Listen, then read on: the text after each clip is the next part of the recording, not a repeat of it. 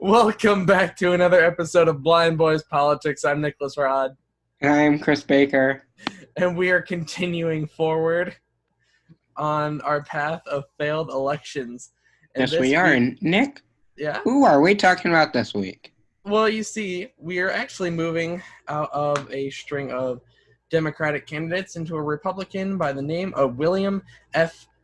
Weld. He is 74 years old. He dropped out March 18th, 2020.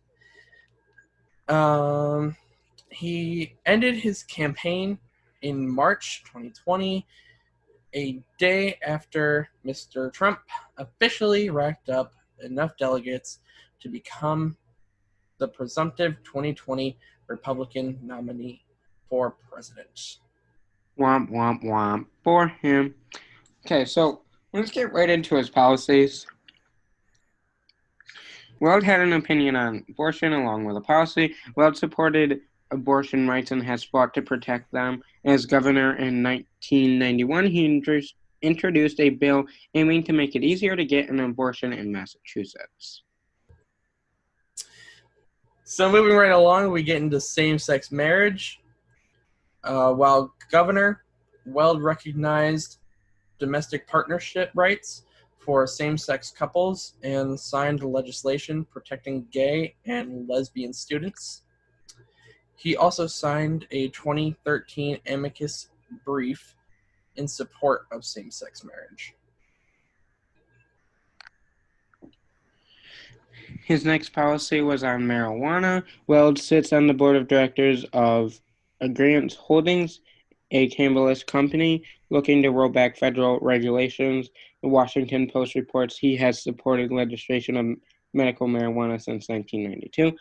To me, that seems a little biased because if they legalize marijuana, won't his pocketbook go cha-ching, cha-ching? Probably, yeah. That's one reason to support it, I suppose. Economy. Moving it, and speaking of cha-ching, despite his more progressive social views, Weld is a traditional conservative when it comes to the economy, prioritizing cutting spending and cutting taxes. His final policy was on climate change.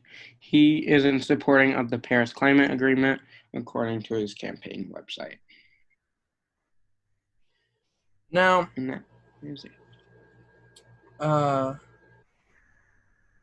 when it comes to his campaign, I think one of Weld's biggest downfalls is the fact that he was going up against Trump. I think that is his really only downfall. Yeah, I mean, of course, in these policies, we haven't been able to present a ton of detail and go into major depth about what he wants to really actually do, or what he wanted to do if he had gotten office. But, he had a general kind of concrete stance on just everything in a place where he could be generally accepted by the public. Now, I'm not sure, based off this research and based off the information we've presented, if he's really going after these topics strong enough to really put his ideas into the hearts and the minds of voters, and that could also be why he fell short. But of course, I believe his main falling short was obviously that he was going up against the current president.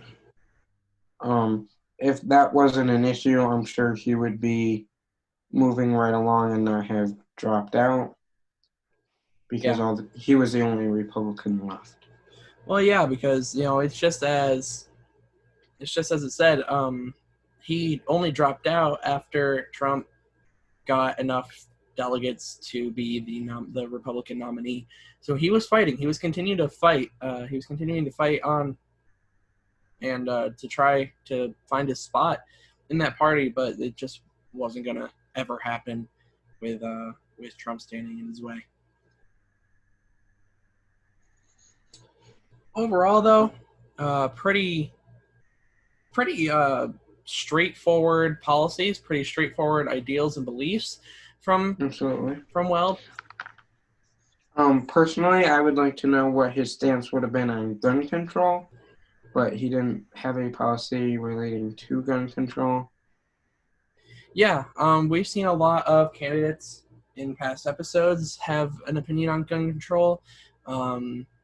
As a Republican, it stands more to reason that more Republicans are okay with the idea of guns and are a little more relaxed about those laws. But we didn't get to see his opinion on that here. Just as Chris said, I would have loved to see something on that as well, but I guess we're a little out of luck on that one. Well, that is it for this week's failed election. Next week, we only got 2 more to go, and then it will be the big voting day. Yep, so next week we'll be talking about Tulsi Gabbard. If you want to find us on social media, you can find the podcast on Twitter and Instagram at BlindBoyPolitic. And then for us individually, you can find myself on Twitter at blinding_aura, at blinding_AURA. And for Chris, it is at C_Baker002 Baker. You can figure it out. See you guys next week. Bye. Bye, guys.